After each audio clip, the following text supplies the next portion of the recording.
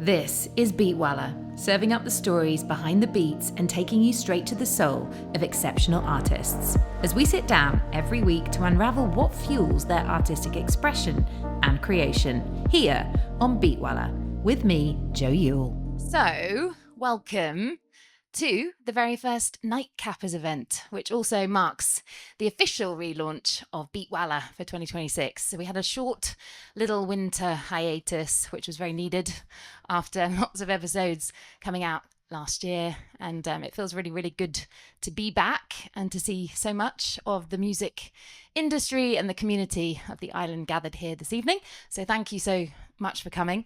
It's a real pleasure.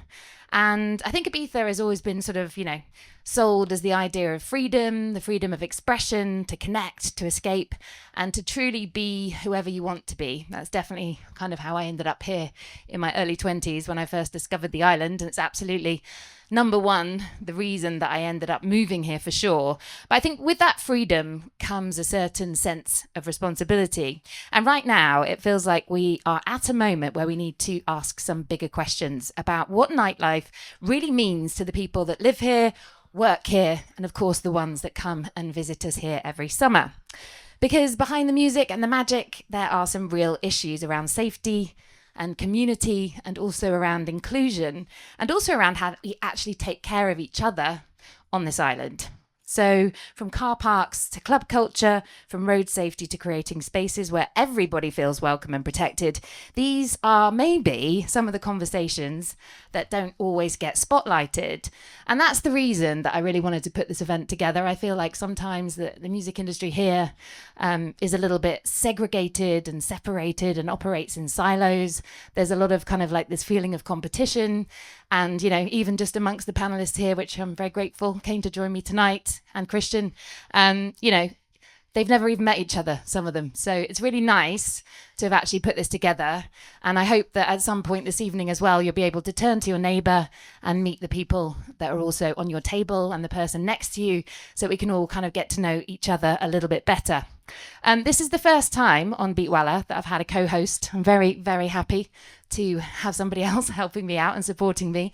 So I'm going to introduce Christian Len, who's also the author of Balearic, which is the oral history of Ibiza's club culture. If you haven't read it yet, go and get a copy if you speak Spanish. Unfortunately, it's not in English yet, which is something, if anyone wants to help us and put some money in the pot, we want to get some money together to put that into English for him and to help him disseminate that book. Any publishers in the room? Also I am president of the Association of DJs of Ibiza and much more things. And I want to consider myself in this series of podcasts kind of a Gary Lineker of Youle, like just a commenter, like a specialist commenter. I like to not to call myself as a co-host. So let's introduce the guests, three super guests actually, for talking about this topic. Jessica Capaz, Faure, and Beatriz Murillo. Let them introduce themselves. Jessica Capaz, how are you? What are you doing now, actually? Somebody told me something about Vyvatra. No?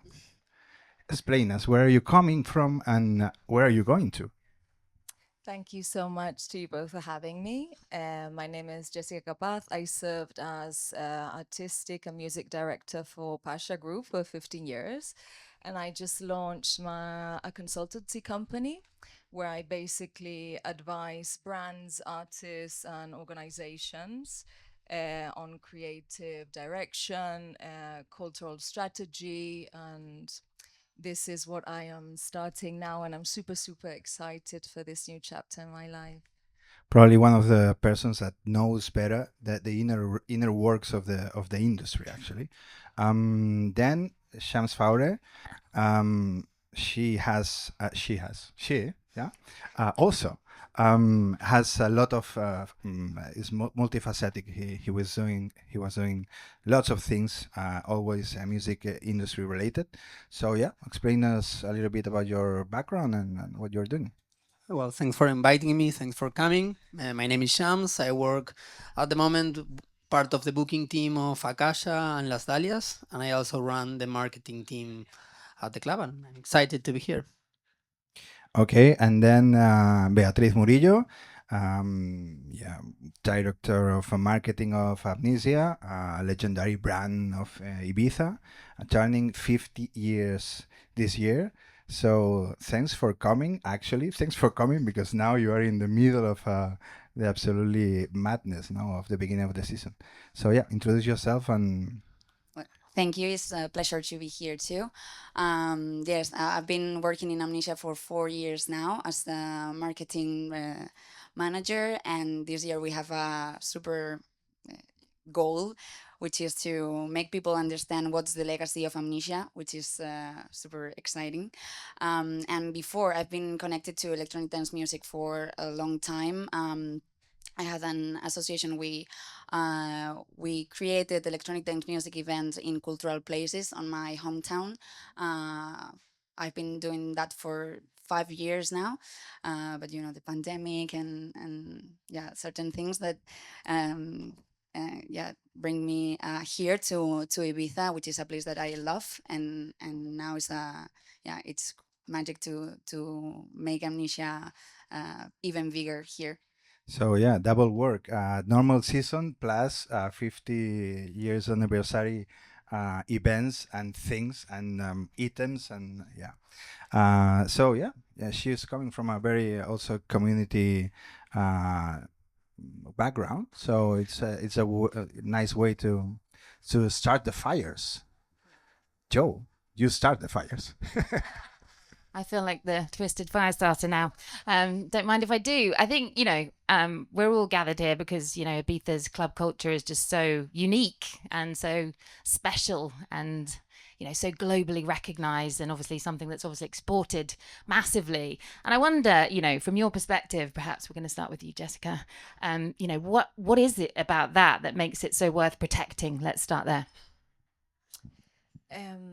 I I I see Ibiza as a symbol of it's a space that allows different ways of thinking, of gathering, and it's historically been a symbol of this. It's always gathered thinkers, creatives in all different types of fields where people would think of different ways to gather that create union instead of separation.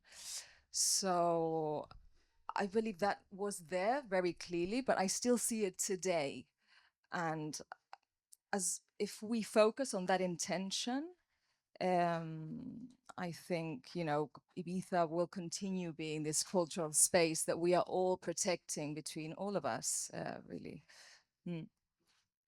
Thank you. Shams, what are your thoughts on that one? I think for me, it's probably also part of the energy of the island, the expectation and the energy that the people living here and the tourists and the clubbers, people who are always thinking about Ibiza since maybe 100 years more ago.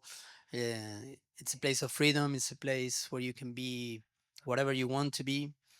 Every year we have a lot of people, new people coming to the island to live, to work with ideas, and a lot of people coming back as a tourist or planning to come. And I think that kind of energy, it's always renewing and making the parties and the clubs and everything that's around that so special. I think it's more the energy of the place.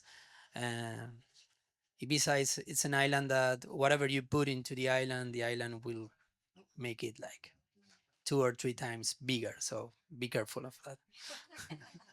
I'm glad it wasn't too long before the E word got dropped. Yeah, well, Ibiza, don't lose your soul is the message that we communicated last year in Amnesia, because it's something that we really want to focus in. Is these values that the island have that makes it unique, which is freedom, which is community, and we really want to keep that on our place and hopefully everywhere, but we try to do it inside because it's like a responsibility for all of us to keep the energy that he was talking about and like on us to preserve yeah the good part of Ibiza, which is yeah the energy. Christian, you've written a book about this entire subject. Have you got anything to add to that? Buy my book. No. Basically, I think that yes, this is part of the island energy, the part of the collective consciousness of how is Ibiza, what is Ibiza, what means Ibiza. But it's really important, I think, to keep this in mind and not forget it. And I always say, so I'm lately very insisting in the same. Um, when the competition and the money is like the most important thing, then we have the danger of forgetting where we coming from, and of keeping club culture, keeping culture. So just be conscious. That's it. Uh, when it's your money, when it's not your money, it's much more easy to be conscious. When it's your money, then so the question is how to maintain this and being competitive at the same time. Agreed. I love spending other people's money. Jessica, I mean, how can we evolve in terms of the club culture here whilst, really preserving its essence and, keeping that kind of meaning behind it? Following what Christian was saying, I don't like it. I think it's all about it being more intentional. Like, where's the root of intention? So I don't think it's opposed to commerciality.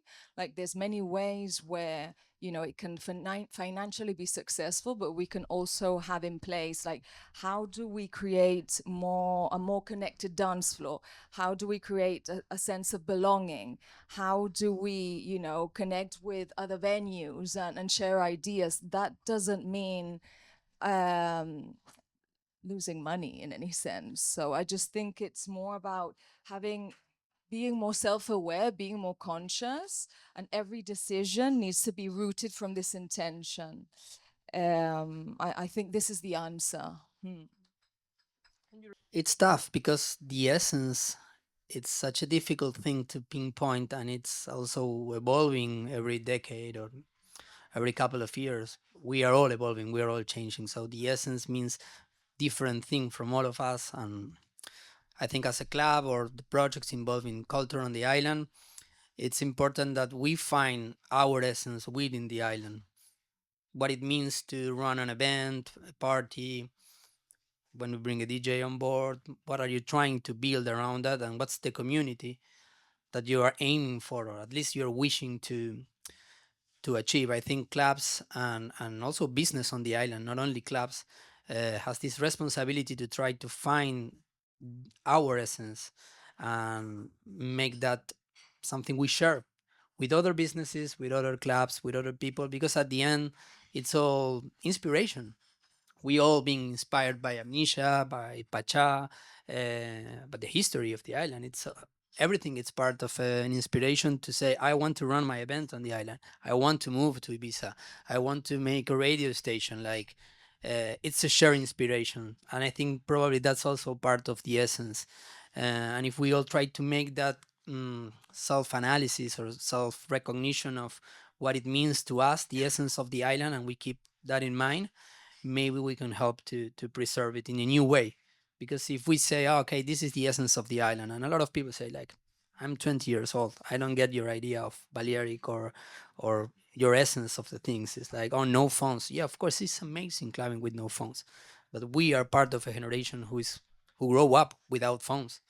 So maybe that's one way to have an approach to keep it.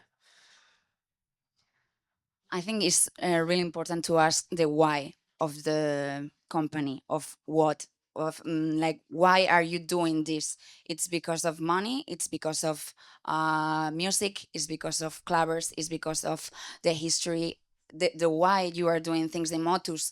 And if you lost the motus, it's like, why? Like, we work for people, and if you know, for like, for you are working for, it's really easy. And the the key message is, for us, is makes you forget by freedom, by dance, by music. So yeah, that's what we work for. and if you work for money, you lose the focus of the real intention that you have doing your activity. That's life, actually.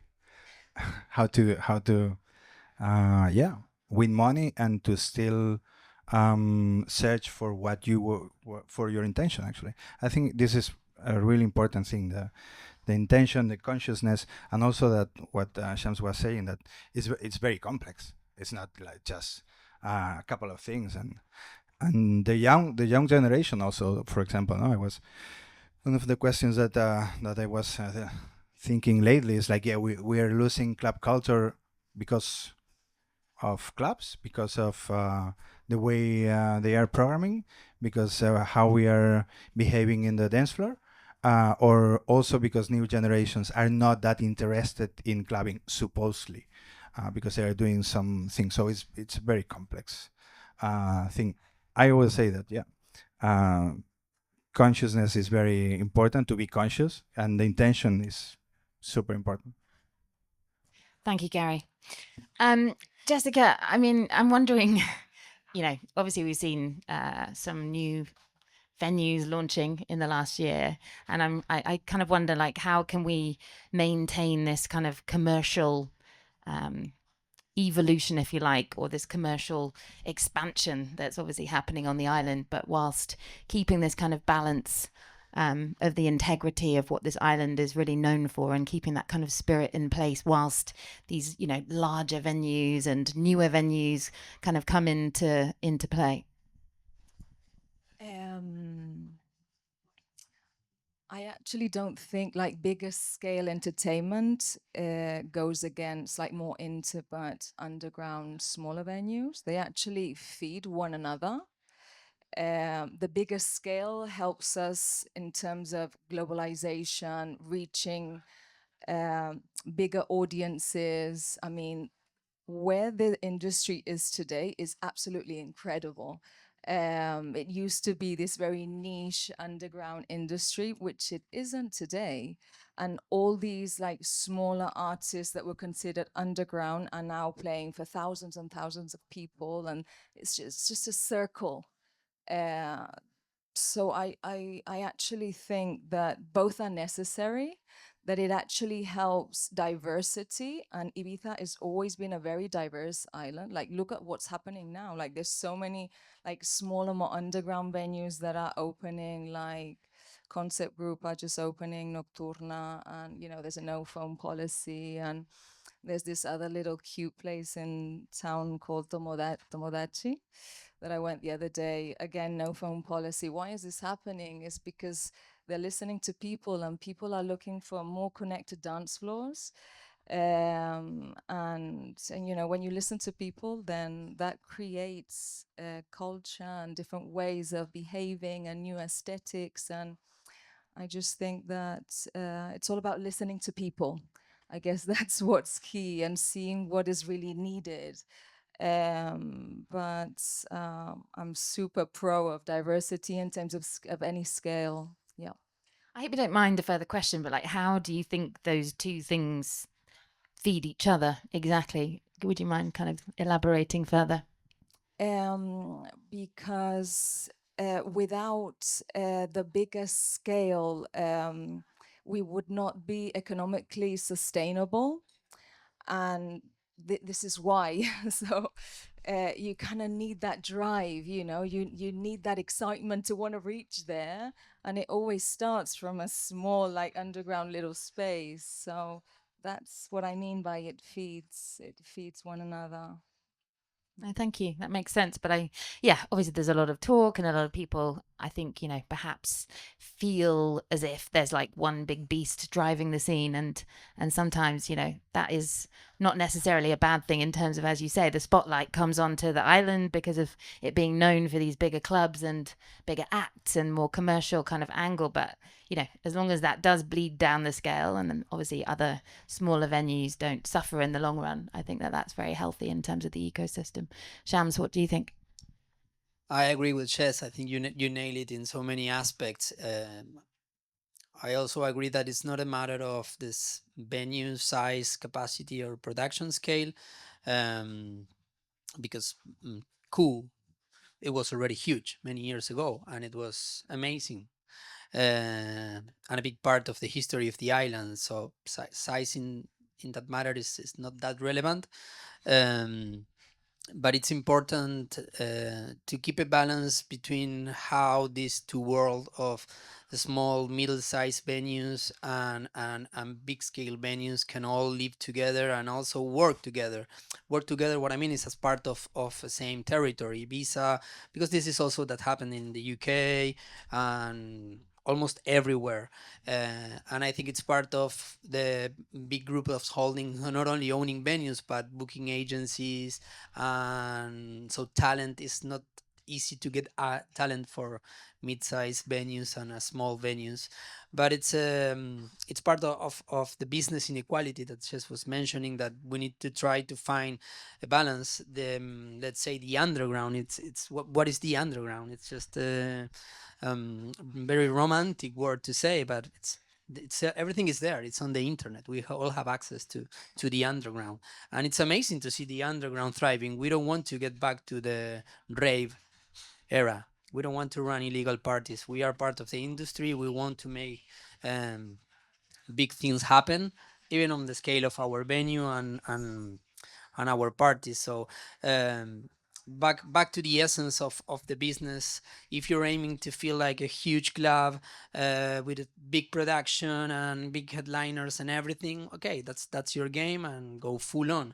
But then also like agencies and managers, I would like to see them think about, okay, this is super important because it's exposure, it's money, it's something that you cannot get in a mid-sized venue.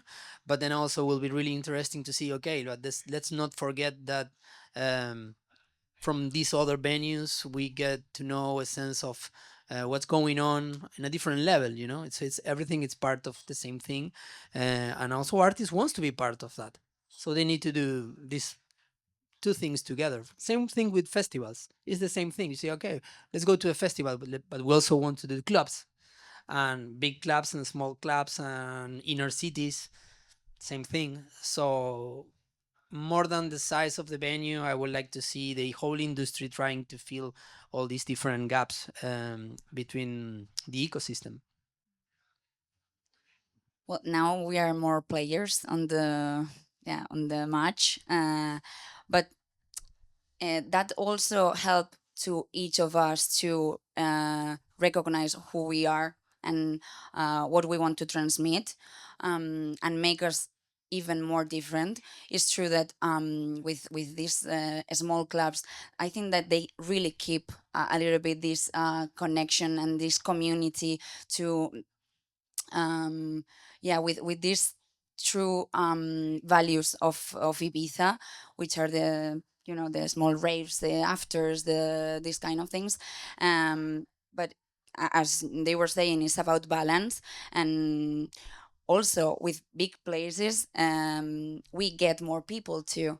I mean, there are people attracted to our venues, and maybe if someone big doesn't come, we don't receive like more people that are interested in mainstream, or it's difficult to say mainstream or underground here in Ibiza, because it's very mixed. Because what can you consider? We are a little bit of everything. Now the roots are very underground, but now it gets bigger and bigger, and the line is crossed or not. It depends on who you ask for, and yeah. How did the opening of the world's first hyper club kind of affect one of the, established institution of the island? Because you're like 50 years old this year at Amnesia. Happy birthday, by the way. Thank you. Well, it was a difficult year. I'm not going to lie. I mean, obviously we are neighbors, and they are in front of us, and it's the same road.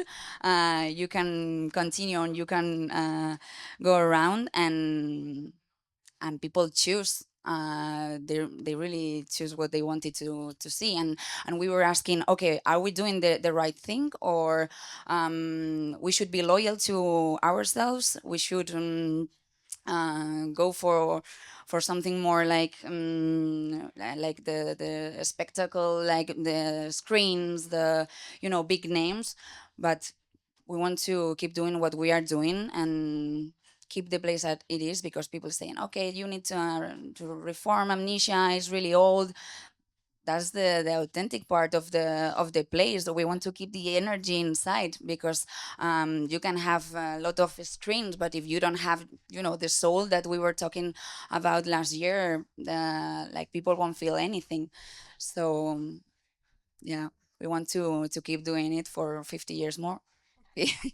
Actually, thinking about this debate, I was thinking maybe we just have to stop speaking about how to keep the dance floor alive and begin to also like differentiate between the big shows that has a one main act as a protagonist, and there's no dance floor because it's a show there, and then this more clubbing scene or clubbing act that means dance floor and dancing. So it's like maybe there's not a dance floor and people is with the phones because they've paid 80 euros to see that guy, and everybody is like trying to market this guy. So maybe it's this. It's like one thing it's a spectacle with a lot of visuals, and the other thing is a more dance floor community related. Maybe it's not about that we have to convert this big act in community dance floor thing. It's something different maybe. And about how underground and mainstream are feedbacking, no, yeah, feeding back, yeah. I will say that if you go to see David Guetta and maybe you listen to, I don't know, reggaeton or whatever other genre, maybe in Martin Garrix or David Guetta, you discover electronic music and suddenly you begin to listen to house music, and then you end up in a super underground club in 4 years. So what's best or what's worst? I mean, yeah, it's all part of the same. I remember like 2 or 3 years ago in an interview with David Guetta, he also pointed out this. It's like when he's playing big shows, he's an entertainer. And when he's playing in clubs, he's DJing. And some artists are already doing this kind of split between what they do. If they're actually DJing or being an entertainer or creating a show.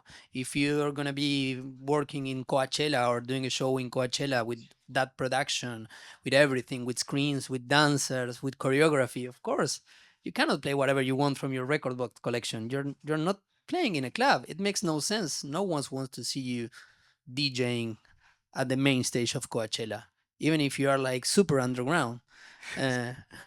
And it's an entry point for some people, EDM or big shows, and also the way around. If you go to see Calvin Harris here in Ibiza, you see a lot of people coming with their kids. It's like, I remember when Calvin Harris released the first release, and it was something underground. I mean, all the DJs were underground at some point. Were guys in their rooms digging records, using Ableton or whatever just to make noise. And they want to succeed. They want to be successful, mainstream in a way. Imagine David Guetta in wherever he's playing in a festival, saying, "Oh shit, I'm losing the dance floor. I have to play another track." I'm gonna play a bootleg, something that no one knows. Say, come on, man. When love takes over. Yeah, it's clear. I think this is when you unveil your T-shirt, Gary. Show the audience. I thought it was a very, very Ibiza and community thing, no? Like love and it's Keith Haring, so perfect match. Moving on then to safety, which is one of the reasons I wanted to have this conversation before summer gets underway here, and things obviously change quite dramatically in terms of the landscape. What does nightlife safety mean to you personally, like after all those years at Pacha, and perhaps, and past the security on the door, what other areas concern you, or what does that actually mean? Well, for me, what it means is taking care of the whole journey. So from not only inside the club, also outside in terms of transportation, how you get there, exit, which would involve trained staff, how you call it? It's like the conduct. This is what we share with staff, so they understand how to behave in certain senses when things happen. I guess also making sure there is areas where welfare is allowed, which actually I don't think we do this properly. But I have seen it in other places where it's not only security, but also prepared teams that would also take care of emotional safety. Because what happens a lot is that there's many situations of anxiety, just people feeling uncomfortable that want to be understood, believed, listened to. And I think this could be improved. But there is a lot happening right now, much more than before, because one of the good things about technology is that it's making us very aware of a lot of things. Like it's like then people are not accepting silence anymore. Things are being said. So this is making organizations question, what are we doing wrong? How can we do this better? Like before, there was no staff was trained for anything. But now there's like real protocols in place, at least in my experience, but I'm sure in other places as well. I mean, obviously, there's so much more we can do, but maybe we can delve into that a bit later. I'm sure you have more questions to that. I might do. Yeah. Yeah, well, safety, it's about how you are feeling and how you are like with other people and feeling yourself in your center, like to and that's what we try to do, as Jessica was saying, the whole journey since you get in, but also before, like divulgating about and explaining what the effects are, some parts of the of the night. We want to make sure that people understand what they are doing and what that they are responsible about what they are doing. So yeah, it's to point also each of us, because we are responsible of everything that is happening on the room every night. Yeah, and we are like all together on this, and we also have protocols with security, with the staff, with we have someone, and you can ask him for help every night. He is from the start until the end, and he can help like anyone with anything that can happen on the place. We also have a phone number, and you can call straight away if you are not feeling comfortable, if you are feeling unsafe, wherever. You can ask also to security, but sometimes there's no enough information about everything, so we have this phone, and to try to make feel and to try to make everybody feel safe on our space. And outside, it's complicated because like some weeks ago I read a news like saying that people were walking on the road, like in 2002, something like this. People were walking on the road from Amnesia to San Antonio, from Amnesia to Ibiza, and there were a lot of like traffic accidents, and it's like, okay, they take measures, and they create these well, good roads and with everything, but we are improving little by little. The pity is that is when we have a problem, we try to avoid it, but we don't prevent that problem sometimes, and we should take care of this before. Agreed. I think it's, yeah, I mean, those were definitely stories that I heard a lot about back in the day, and I think they put those footbridges over essentially what is kind of like a dual carriageway, we would call in England. In Akasha, as we have a 350 room capacity, and when we open the other area of the garden, it's bigger, but it's easy. Safety is such a complex thing, and it's always there are so many things that can go wrong. But what I would like to say is, like, for us, it's a small venue, so we know our community, and it's easy to spot if someone needs anything or help them, and it's completely different. I know what I would like to see on the island and also the other parts of Spain, but again, it's such complex thing, and it's not only on the club side. This is an effort that the government also needs to be involved. There's a lot of non-profits organizations that know how to help and create new protocols, and also see how nightlife is evolving and changing. There's every 2-3 years it's a new issue or a new problem that we need to tackle. But I will definitely like to see more harm reduction and helping people to know how to navigate bad situations. This is something that you can see in Berlin or in the UK. There's other places that take more care on the drug consumption, more consciousness about what are you going through as a clubber if you decide to go that route. So yeah, for us, I think it's easy in a way. It's more control. That was going to be one of the questions later, is like, which nightlife ecosystem elsewhere in Europe perhaps is perhaps somewhere where we could do better, showcasing a way of like moving forward. And I think, keeping people more protected. And even when I've lived in Holland, actually, when I was at uni, I did a little season over there, and you could just walk into a club and get your drugs actually tested on the spot, which I think, I never did that, but I thought that's genius, really. Everyone's going to do it anyway, so why not actually, allow oneself to know wherever you got it from is a good source. Even if you don't use it, there's someone who is there to help you if you need it. Sometimes safety is not only about doing things like all the things that you were mentioning. Makes you feel safe. If you feel safe, you're going to be more aware of your surrounding, the people around you, and your own personal feelings on that night, like how I'm feeling. Should I need to drink more water?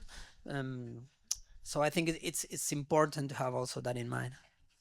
You know that in Amsterdam they have a night major, no? So they are really conscious, and the administration is really into it. Here, taking in consideration that we have this vast amount of clubs, administration is that far away, that not involved, that what we need for creating more safety, actually, for sure, and putting more and more and more, I don't know if rules, but things to make people safer, we need the administration here, and not them looking to another side. In Barcelona, which is actually not that far away from here, they have they have Energy Control, that is an organization that tests drugs, exactly what you were saying. And they do it at big festivals. And I have no idea how it works. I don't know why it's not happening here. Shamus, They need to be invited to. Okay. Yeah, And they're not invited yet.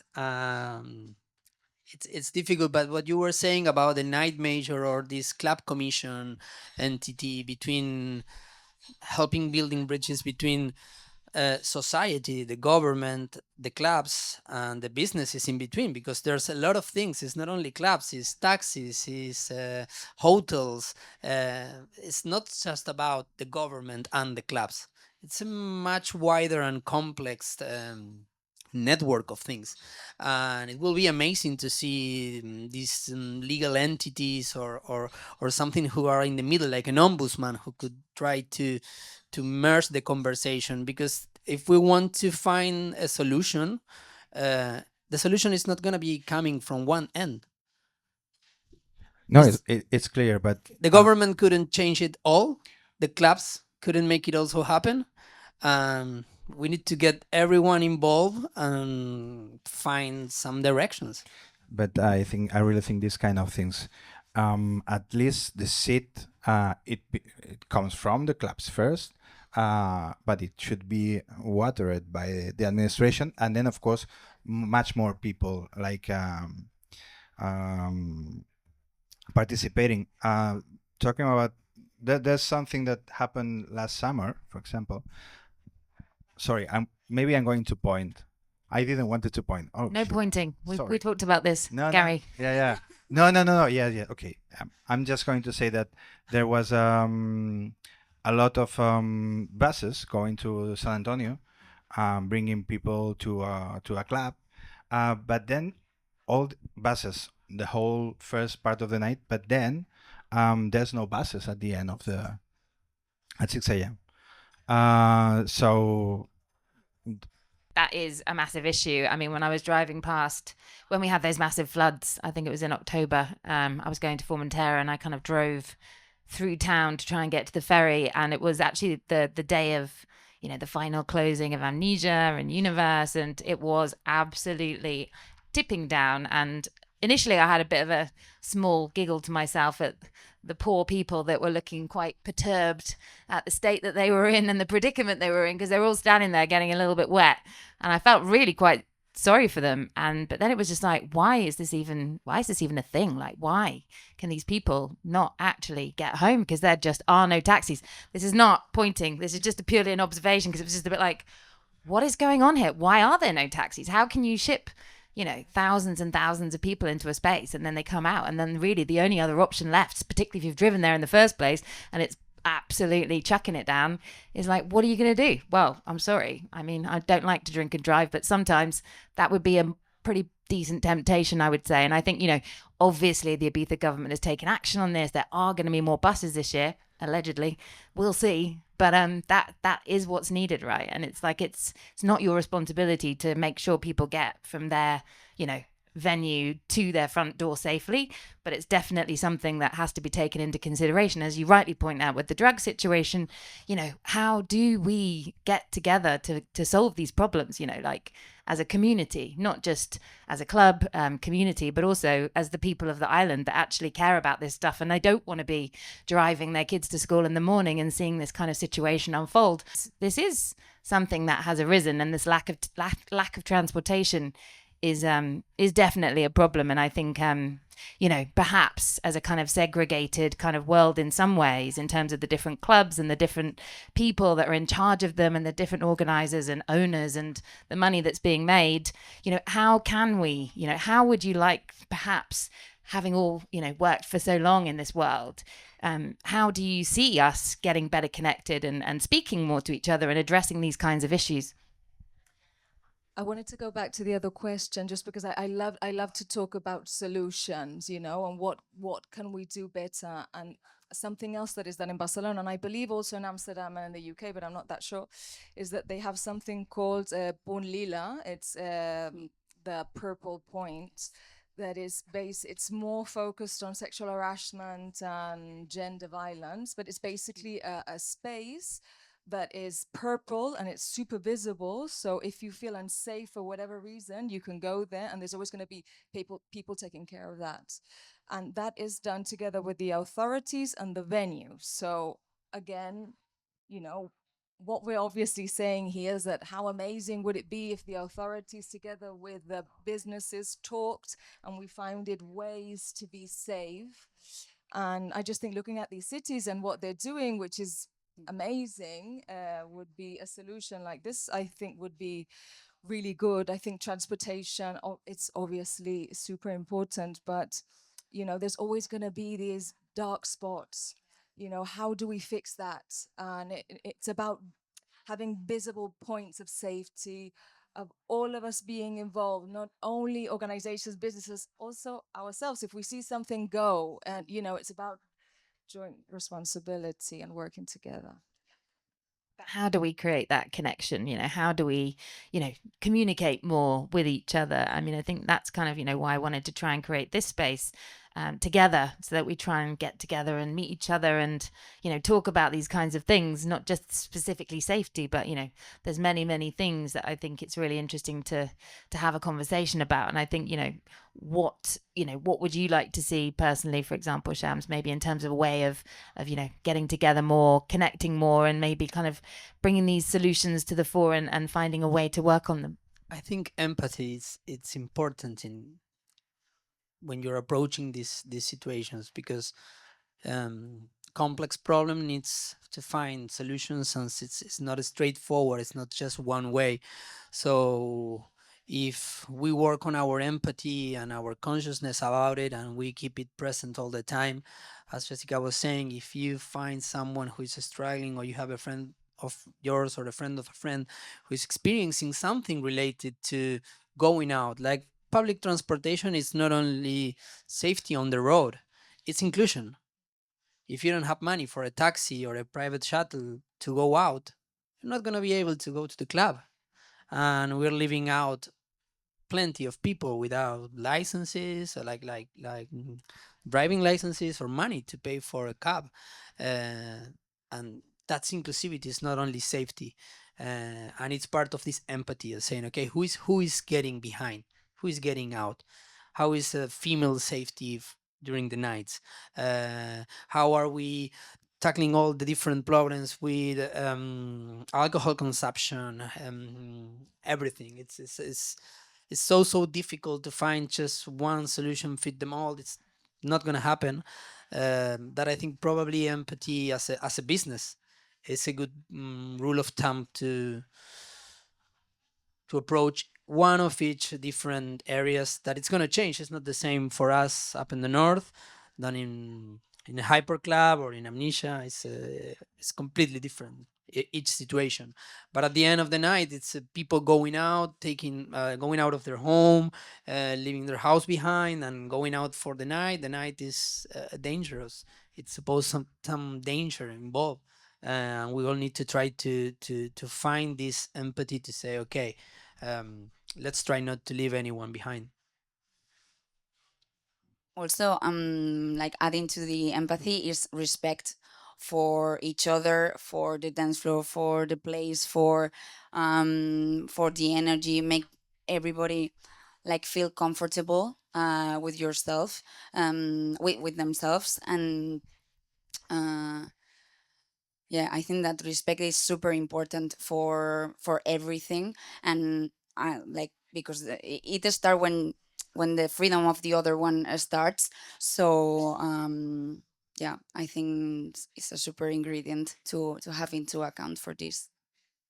You should definitely invite someone from the government to have this talk. This would have been super interesting. I'm not sure if they would be open to it. I did try. They No, but politely declined. for me, like, opening and closing seasons should be treated as a World Cup. Like, everyone involved is like, for in Ibiza, you go to the supermarket and everyone knows who's playing at the opening. I say, it's tonight is this club opening or closing, or this party is coming. I say, it's okay. Yeah, it's the Champion League. And you don't have the Champion League at home without making some protocols or just thinking about it. It's like, we all know what's about to happen. Let's all be prepared. Business owners are prepared. Clubs are prepared. It seems like half of the island is prepared, and the other half needs to step up and join the team and say, hey, guys, let's go and crack on the World Cup. It's 1 week. But I think it's very difficult to locate this type of information online in terms of, incidents that have happened. There's a lot of underreporting or lack of information or lack of data about this kind of stuff going on. And I think, just car park lighting and car park safety is possibly something that I've definitely started to think about when I leave a club, sometimes on my own, because I like, to go probably to bed a lot earlier than most people. And then, you're kind of walking back to your car and just feeling like, you don't know what's going to happen. And I think lighting, which is the reason I called this event Nightcappers, it was just like I had this idea that maybe you could have people in caps walking around car parks and, just making sure that everyone gets back to their car safely. Not quite sure how we do that, but it seemed like a good idea at the time. I don't know, Kirsty over here, who's a lovely lady, who was talking about maybe, making these kind of big visual screens that really light up the car park and making it a bit more sexy, maybe something a bit trippy or visual, or like a kind of an installation almost that keeps the car park lit up, maybe to find some sort of funding for that, from sponsors, or, we're not talking about it necessarily being the club's responsibility. I think, car parks in general, it's a space where people are vulnerable, and I think that that's just something that perhaps felt like it could be worth taking a look at. And I wonder if there, apart from car parks, is there anything else that you think, this is work that really needs to be done, not just the roads, but Jessica, is there anything that, you've seen over your time at Pacha, you think that's something that needs work? Well, lighting is the main one. I agree with you. Light on at the parking areas, exit areas. But then now I'm just really into these welfare points that I was mentioning before. It's like I just think that having very visible spaces where people can go to and ask for help is really necessary, and it's something that we don't do, and at least not really visibly. And I think this should be done inside and outside the venues. This is what I would push for in an ideal world. Shams, what are your thoughts in terms of car parks and general other possibilities to No. kind of make a safe space for people in the nightlife world? I was trying to think about this is such a big thing that even a parking lot, it's something that we need to take into consideration when we are trying to make a safer space. And it's like, wow, I wouldn't even think about that, so like, what are all the things that we're leaving behind? It's like just leaving one thing out, and that could be a potential risk. uh, um, it's scary.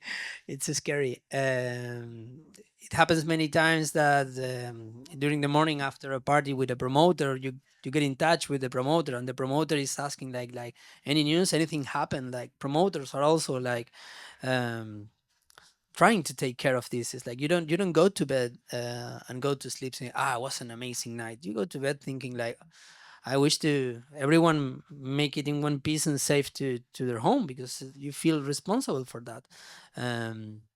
I think what I would like to experience myself as someone working in the industry is more training, and listen to the people who has more information. We can try and error many things, but this is a big league. Ibiza is a big league, and there's companies and professionals in this industry that have been working energy control, a lot of different organizations in many aspects, that they've been working on this subject for years. They have the know-how. They've been studying this in universities, and we need to learn from them, definitely. There are just so many agencies that do this kind of consultation work, and they have data and they have protocols, they have, ways to kind of install these kind of systems and ecosystems of people that can take care of this side of things. I understand, like, of course it's not your jobs, but I'm only interested in your input, just obviously having witnessed so much nightlife through the course of your lives. That's why I'm interested in your opinions. Obviously you are the experts in terms of people that work in those spaces. No, but we all need training on that field, because we don't have time to do this try and error. You can have a big idea and maybe you nail it. You solve one of the problems, but there's so many different aspects and things that even like a team from a club, you can put all your heads together and solve maybe half of the problem. And you need to take care of marketing, bookings, promo, sales. That there's so many things. I know the difference between house and techno and tech house. I am not that aware of all the safety things, but I definitely want to. I would like to see more training on that aspect. This is an ecosystem, and it's society and it's culture. So again, I'm really convinced it's administration. I have it clear. I have it clear. It's done. So we try to put this wristband that you put inside your glass, and you check if, for example, there's drugs inside. If not, these kind of cups to avoid somebody put something inside on your drink. We are trying to check what are the best ways, because it's not always easy to implement this. As the club, but we are trying to check this. And also I saw on Awakenings like 3 years ago, like instructions on the mirror on the festival, and you could check, okay, if you are feeling this way, do this. If you are feeling that way, do this. So it helps you to, okay, this is normal. I'm feeling related to to every to what I'm talking about. But this is something that really happens on Amnesia, as you know, and we have our team, to the medical team, that helps people, but also is to prevent this to happen before. And there's no much like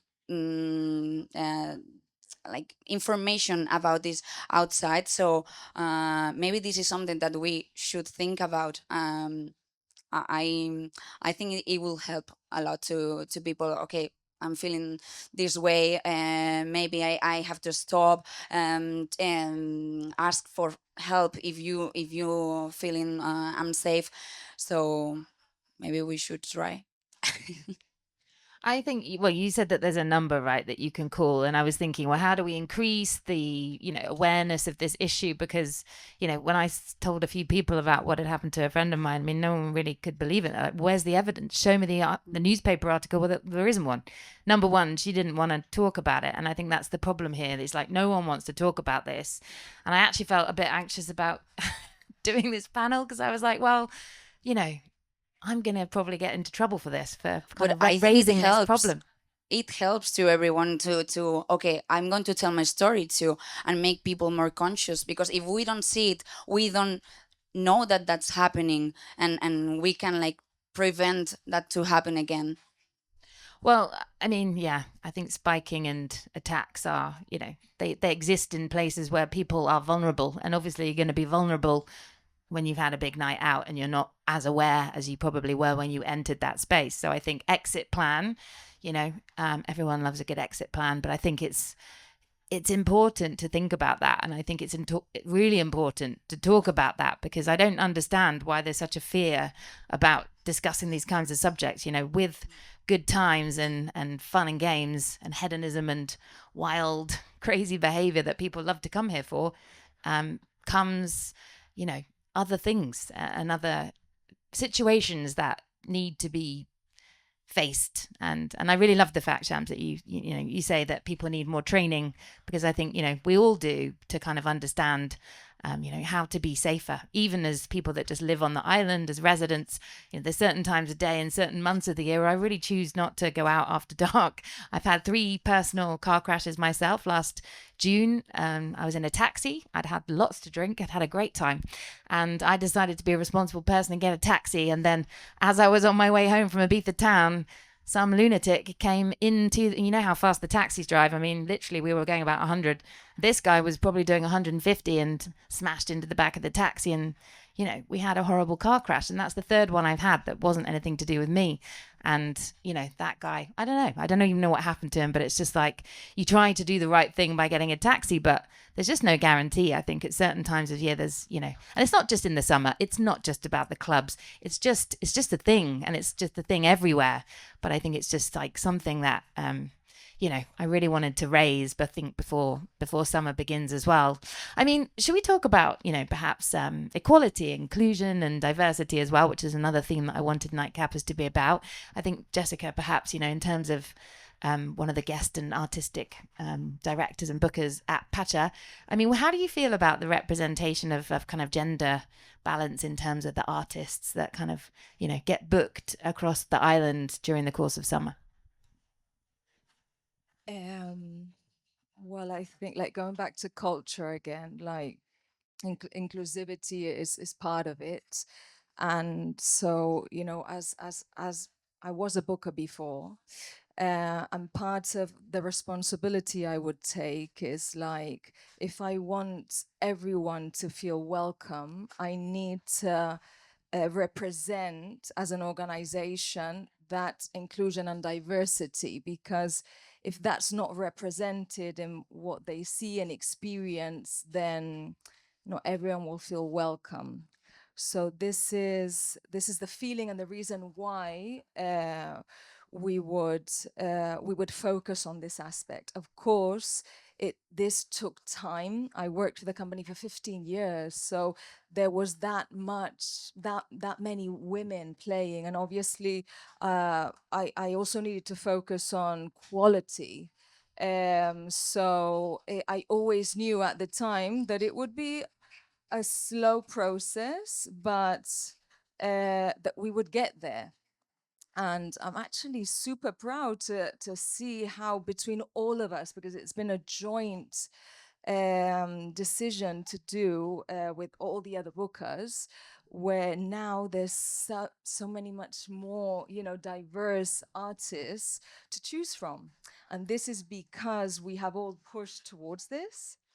Of course, there's so much more to do, but I believe, yeah, that we're on that course. Yeah. Thank you. Shams, what do you, obviously you're part of the booking team, you and the wonderful Mr. Igor Marijuan over there. I hope I said it correctly this time. My personal approach to this is we try to book talent based on their skills, and we don't pay too much attention into the nationalities, minorities, gender. We first approach the bookings, or we put our attention into an artist for what they do. On the other hand, inclusivity in the industry and on the lineups is it's super important, and I agree with Shes that it's been a long time since this conversation has been put on the table, and it's a great example to see how when people request and ask for change happen, because it is happening.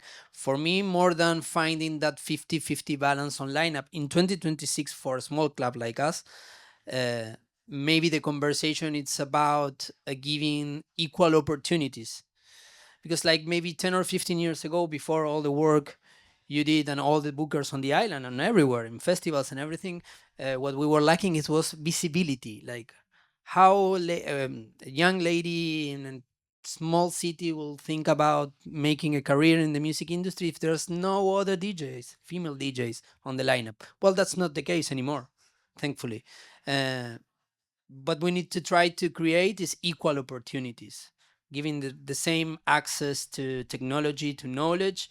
And on our side, as a booking team or as a company, it's kind of stepping into the side and give more space on that diversity, bring women on boards and let them do. Because um, as an as a male, as a man, there's nothing we can really do more than giving space and take us the second seat and say, okay, let's put ourselves in a different role instead of being um, patronizing it, you know. Um, but yeah, that's how we try to make it instead of finding the balance. Of course, every now and then we see the lineups and we see, okay, we can try to make this, but we don't want to invite someone just because we're trying to have this balance of 50-50 or whatever is the ratio, because I also feel it's like if I'm reaching out to an artist, I'm reaching out because I like what you do. I don't mind. And also there's another minorities that we are not bringing on board, and we need to now also work on that to say, okay, who's getting out, who's being left out. Let's also try to bring them in and build that balance between all minorities on all aspects. That's night clubbing, that's club culture.